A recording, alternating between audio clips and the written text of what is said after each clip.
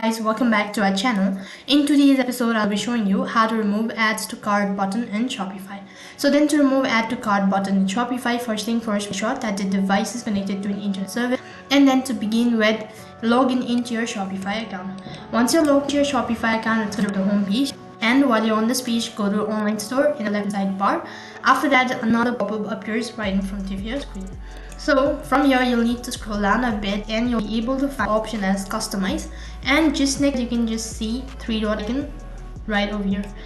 Click on the three dot icon, and as soon as you click on the three dot icon, you'll be able to see multiple options. So from there, you need to go ahead and tap on edit code.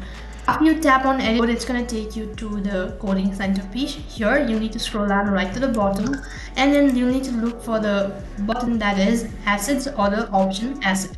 Scroll up a bit and you'll be able to find the code that is base.css, which we are actually looking for. As you find this particular link, you'll need to scroll down right to the bottom. Now this is the particular code that is going to help us change the cart button.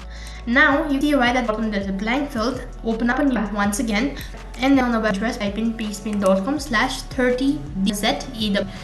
That is the particular link. You can open the option box below. After typing the link, you see there is a single line code. Now make sure that you copy the code from top to the bottom and click on the Ctrl+C. After that, head over to your page once again, and then paste the code right to the bottom where we actually selected this region. Once you've done that, click on the save button. As soon as you've done this, log out of your account, refresh your application, and you'll be able to find that the cart button has been removed.